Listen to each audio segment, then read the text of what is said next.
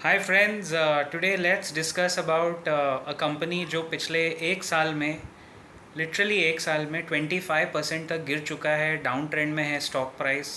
Company का नाम है एवेन्यू सुपरमार्केट्स। गाइस, मैं इस कंपनी के बारे में बात करूं उससे पहले, this video and all videos on the profit curve YouTube channel are only for educational and training purposes. कोई भी वीडियो देख के सुन के आप कुछ भी बाय या सेल करने के पहले please consult your registered financial adviser and then take a decision. ये स्टैंडर्ड डिस्क्लेमर है, हमारा फ़र्ज़ है बोलना। आपको बोरिंग लगेगा लेकिन बोलना पड़ता है। Anyway, D mart Avenue supermarkets 2001 में शुरू हुई कंपनी।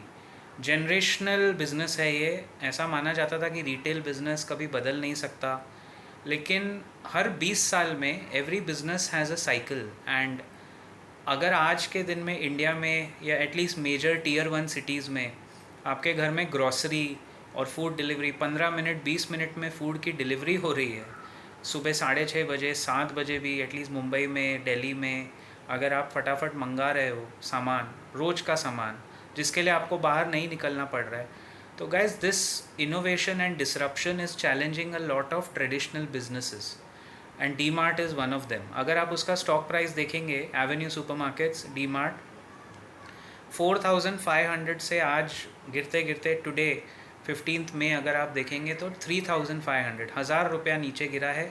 ऑलमोस्ट 20-25% के करीब की गिरावट है। उसका रीज़न क्या है? इतना गिरने के बाद भी 4,500 से गिरने के बाद भी स्टॉक का प्राइस टू अर्निंग रेशियो 95-96 है। पीई रेशियो इतना हाई आपको क्या बता रहा है? This is a case of over valuation. आपने मेरे पुराने वीडियोस कितने सारे देखे होंगे। You must have seen me talk. Have you ever seen me talk about D mart? या कभी आपने देखा है कि मैंने इस स्टॉक को कभी पुश तो छोड़ो, मतलब कभी बोला है कि मैं ये ख़रीदने वाला हूँ, या as it is I don't recommend as such, लेकिन मैंने कभी इसकी बात नहीं की है। And the reason is over valuation है गाइज। पहले 150 का पी था, अभी गिरते गिरते 95-96 का पी हुआ है। But price to earning over valued है, बुक उसका बढ़ नहीं रहा है। अगर आप नेट प्रॉफिट देखेंगे तो net profit year on year बढ़ा है, बट सर्टन कैटेगरी में जहाँ ये पहले बहुत पैसा कमाते थे because of extreme competition and extremely cheap alternatives to the customer, Covid के बाद specially D Mart is not exactly gaining momentum. उसका सबसे बड़ा रीज़न ये भी है कि रिलायंस हो गया या बाकी कंपनीज़ हो गई, वो जियो फाइनेंशियल सर्विसेज के लिस्टिंग के बाद जब वो जियो का पूरा बराज ऑफ सर्विसेज निकालेंगे, तो आप देखो कहीं ना कहीं डी मार्ट के साथ बहुत बिजनेस मॉडल सफ़र करेंगे। आप ट्रेंट देखो, आप वी मार्ट देखो, ये पूरा स्पेस जो रिटेल का स्पेस एक ज़माने में गोल्डन गूज माना जाता था, मेरे ख्याल से इसका टाइम अभी ख़त्म होने आया है। This is not a space where company can make free cash flow. और इस पॉइंट पे मैं कैटेगोरिकली बसंत महेश्वरी जी, जिनको मैं बहुत देखता हूँ, बट हम लोग आंख बंद करके किसी को फॉलो नहीं करते। आप उनसे सुनेंगे बसंत सर से, वो हमेशा 3 स्टॉक बोलते हैं। आप अल्ट्राटेक ले लीजिए, आप डी मार्ट ले लीजिए और कोटक महिंद्रा बैंक ले लीजिए, ऐसे वो बोलते हैं। मैं तीनों स्टॉक, मैं बहुत इज्जत करता हूँ उनकी।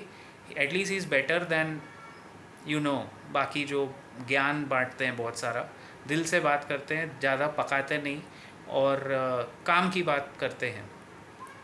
बट यहाँ आके इन्वेस्टर का माइंडसेट बदल जाता है। ये तीनों स्टॉक अपने अपने सेक्टर में अच्छे होंगे, लेकिन cement I don't track because I think branding आप सीमेंट में कर नहीं सकते। अल्ट्राटेक वो हमेशा बोलते हैं, डी मार्ट हमेशा बोलते हैं, और कोटक महिंद्रा बैंक हमेशा बोलते हैं। मेरे लिए उसके ऑल्टरनेटिव है HDFC बैंक। सीमेंट तो मैं देखता ही नहीं हूँ। और D Mart as a sector वो भी मुझे नहीं लगता कि 12% 14% ग्रो करेगा, which he says. I think D Mart बंद तो नहीं होगी, कंपनी बहुत बड़ी है गाइज। 2.5 लाख करोड़ का मार्केट कैपिटलाइजेशन है, तो कंपनी तो चलती रहेगी, but it will face challenges in growth. खुद बसंत महेश्वरी सर बोलते हैं कि high P stock, Asian paint 70 के पी पे उनको पसंद नहीं है, और डी मार्ट 95 के पी पे वो कैसे रेकमेंड कर सकते हैं? तो ये सब क्या होता है, ये उम्र के साथ साथ मतलब थोड़ा आपका एक कंफर्ट जोन हो जाता है एक स्टॉक के साथ। शायद डी मार्ट लेके वो काफ़ी सालों से बैठे होंगे। After all it's been a successful story. D Mart was one of the most successful IPOs।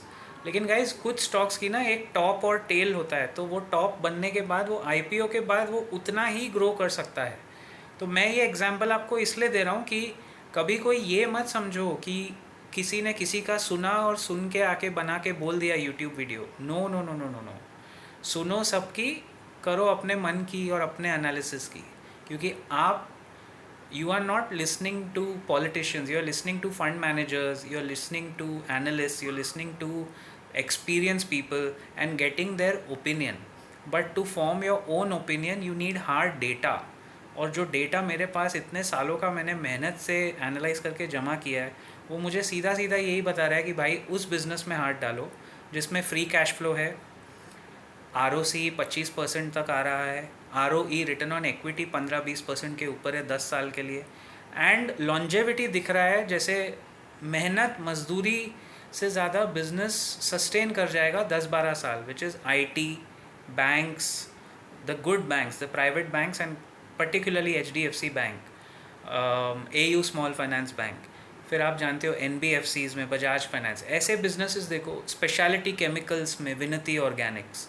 तो ऐसे कुछ कुछ बिजनेसेस, कुछ कुछ स्टॉक्स देखो जो लंबे चलेंगे, चलते रहेंगे और ओवर वैल्यू नहीं हो रहे। क्या होता है देखिए, प्राइस जब बढ़ता है और अर्निंग्स नहीं बढ़ता है तो PE रेशियो बढ़ जाता है और स्टॉक ओवर वैल्यू हो जाता है।